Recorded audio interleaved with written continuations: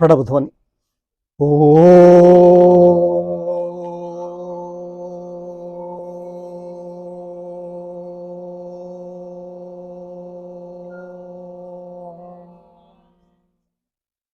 रविवाश्री योग कार्यशाला में मैं आपको एक कहानी सुनाता हूँ। वो बड़ा ही इज्जत और दान तब से संबंधित है। ब्रह्मा जी के पास देव, दानव और मानव तीनों पहुंचे।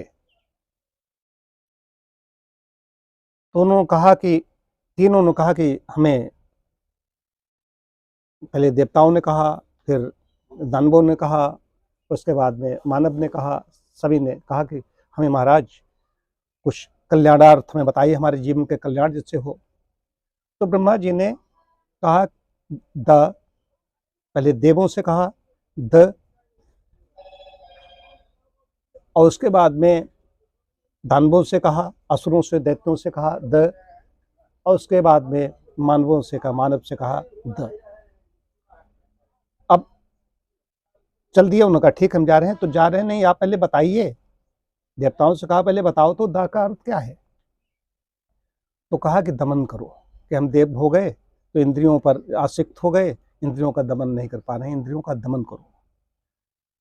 दैत्यों से कहा तुम क्या समझे। दैत्यों ने कहा कि भाई हम महाराज ये समझे कि हम दैत्य हैं, वैसे तो हम सब भाई हैं, देव और दानव, लेकिन हम दैत्य हैं, हमसे कहा है दया करो, दया करो, हम दया नहीं करते, हम थोड़े कड़े हैं, दया नहीं करते, दया करो। और मानव से कहा आपने क्या समझा। कहा कि द का अर्थ है दान करो। दानम दरिद्र नाशम, दान से दरिद्रता का नाश होता है। आज का विषय यही है, दान से दरिद्रता का नाश होता है। जितने भी ये कटोरा लिए घूम रहे हैं, भिखमंगे घूम रहे हैं, ये पहले के पूर्व जन्म के करोड़पति, अरबपति लोग हैं। ये सिर्फ उसी में धन, मतलब कि एन के प्रकार धन संचय, धन संग्रह में लगे रहे, अपनी आवश्यकताओं के भोग विलास में लगे रहे, उनको दुख दिया ही नहीं, देने में दरिद्र रहे, कृपण रहे, कृपणता करते रहे। और किया तो विज्ञापन किया, उसका दाता भाव का अपना उनके अंदर आ गया। इसमें और आगे बात आती है कि इसमें अब ये तो चीज खत्म हो गई। ये कहा दान करो, तो दान कैसे किया जाए, दान है क्या क्या, किसको करना चाहिए, किसको नहीं करना, ये बहुत बड़ा विषय है।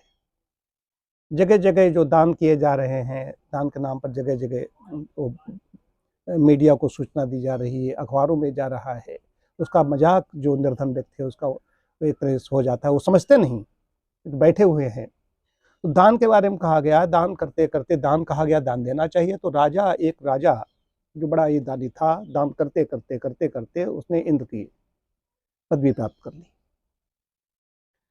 इंद्र का पद प्राप्त करने के बाद में वो निरंकुश हो गया, वो मनमाने ढंग से आचरण करने लगा, पद मिल गया। तो उसके बाद में वो ऋषियों मुनियों को, वो रथ में जो घोड़े जहाँ पर होने चाहिए उनकी जगह पर उनको जोतने लगा। उनको कहा इसमें ऋषि मुनि हमारे इसमें मतलब जुतेंगे और लेकर के हम चलेंगे, पकड़ के लेके चलते हैं। अभी भी देखो पश्चिम बंगाल में जाओ तो एक रिक्शा ऐसे होते हैं, उनको लेकर के दौड़ते हैं, कलकत्ता वगैरह मैंने देखा है। तो ऋषि मुनि बड़े परेशान, उन्होंने कहा ये तो बड़ा निरंकुश हो गया है इंद्र बनने के बाद में। तो उन्होंने कहा कि ऋषि मुनियों, उनके पास ब्रेन है ऋषियों के पास, उन्होंने कहा कि अब क्या करना चाहिए कि अरे इसने ये दान की वजह से इस पद प्राप्त कर लिया है, इस पद को प्राप्त कर लिया है, इसने वेद वेदांगों का और शास्त्रों का अध्ययन तो किया नहीं, ऐसा है तो मूर्खी बेवकूफ़ है, इसको क्या करना है, इससे पूछो कि तुमने दान कैसे क्या किया, वार्ता करो, अपना जो बुद्धि है हमारे पास इसका उपयोग करो। बुद्धि का उन्होंने प्रयोग किया। उन्होंने कहा कि महाराज आप तो इंद्र हो गए हैं, आपने बड़े दान किए हैं, उसकी वजह से आप आ गए, आप क्या क्या दान किया, कैसे कैसे किया, उसने बताना शुरू किया। बताते ही सारा जहां बताना शुरू किया, बताते ही पदच्युत हो गया। तो दान गुप्त देने की बात कही गई है, दान के विज्ञापन नहीं होना चाहिए। विज्ञापन करते हैं और फिर कुछ लोग कहते हैं कि नहीं, इससे लोग प्रेरित होते हैं। हमने ये ब्रेड के पैकेट बांटे, बिस्कुट पैकेट बांटे, एक ब्रेड का पैकेट है, 10 लोग उसमें हाथ लगाए हुए हैं।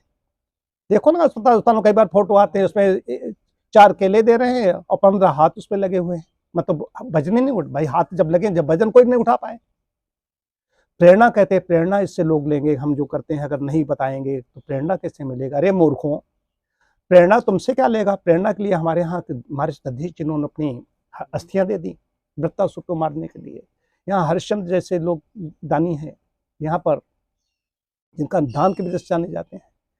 तो रघुवंश रघु जो हैं कि वो बैठे हैं कहाँ, सब दान दून करके बैठे हुए हैं। तो ये सब ये रंतदेव से लेकर के जितने अरुण हैं, इतने भरा पड़ा है, हमारा इतिहास भरा पड़ा है, ऐसे ऐसे दानी हुए हैं। तो इनसे क्या प्रेरणा मिलेगी? ये विज्ञापन जो करेगा उसका उससे लाभ नहीं। और दूसरी चीज, एक बहुत बड़ी चीज है, व्यक्ति ले रहा है दीनहीन। मेरे सामने एक चित्र आ जाता है, मैं कभी उस पर बोलूँगा कि मैंने एक जगह में गया, मैं अतिथि में था और हमारे द्वारा हमें उसमें ज्ञान नहीं था, और मैंने उसको कंबल वितरित किया। वहाँ ये संस्था कर रही थी, हमारा वही फोटो दैनिक जागरण में प्रकाशित हो गया, कलर फोटो। आप बताइए मुझे, मतलब वो कचोटती है कि वो व्यक्ति होता है, मैं उसकी जगह पर होता, हमारा फोटो देखता, उस परिवार का कोई व्यक्ति निकल जाए अगर कहीं, तो क्या उस पर बीतेगी? तो उसका मजाक उठाना बंद करो। सरकार से भी ऐसी मांग करूंगा कि ऐसा कानून बनाए कि हम वितरित करने जा रहे हैं, इसकी तो हम फोटो चित्र अपना दिखाना चाहें दिखाएं, हालांकि दिखाने ही नहीं चाहिए। जो कहा गया कि दाहिना हाथ से दे रहे हो तो बाएं हाथ में जाने, ये कहा गया है। और चुपचाप देने का अपना महत्व होता है। नियम तो है कि हमने किसी का सहयोग किया है, तो सहयोग किया है, दान दिया है, तो वो मर जाए और न जान पाए कि हमारे पास से पहुंचा कहाँ से, किसने दिया, वो सोचते सोचते ढूंढते ढूंढते परेशान हो जाए। इसका आनंद आता है। तो कभी दान दो तो चुपचाप दो। हमारे जो एक शाला के सदस्य हैं, कायाकल्प के सदस्य हैं, उनसे भी मैं कहना चाहता हूँ कि जो कुछ करना हो चुपचाप करें। अगर ऐसी कोई संस्था या कुछ ऐसा कर रही है तो वहाँ पर जाएं, कोई बुला रहा है, लेकिन वहाँ पर फोटो खिंचाने में कहीं पर भी वो ना आए, उससे बचें, उसमें बचें। इससे आपके जो पुण्य हैं वो नष्ट हो जाएंगे। तो इसमें फिर कभी बताऊंगा। आजकल देखो पत्थर लगाए जा रहे हैं, किसी ने कमरा बनवाया, किसी ने बनवाया, उसमें पत्थर उसके नाम से लगाया, पट्टिका लगाई गई। ये सब नहीं होना चाहिए। चुपचाप दाता पने का अगर भाव आ गया तो उसका लाभ नहीं मिलेगा। तो दरिद्रता और जो देता नहीं वो भी है। जब कुछ न हो, जब कुछ न हो तब दो, कहते हमारे पास जब होंगे तब लेंगे, कुछ न हो तब दो। इसके बड़े दृष्टांत थे, कभी मैं फिर बताऊंगा। तो जो देगा उसको कई गुना होकर के मिलेगा। इसमें चक्रवृद्धि गणित वाला फार्मूला लागू होता है कि वो कई गुना होकर के हम देते हैं। जो कुछ हम देंगे, अच्छा चिंतन होगा, अच्छी सोच होगी, जो कुछ हम देंगे वो कई गुना होकर के हमें मिलेगा। ये सिद्धांत है। तो दरिद्रता के नाश के लिए दान देना परम आवश्यक है।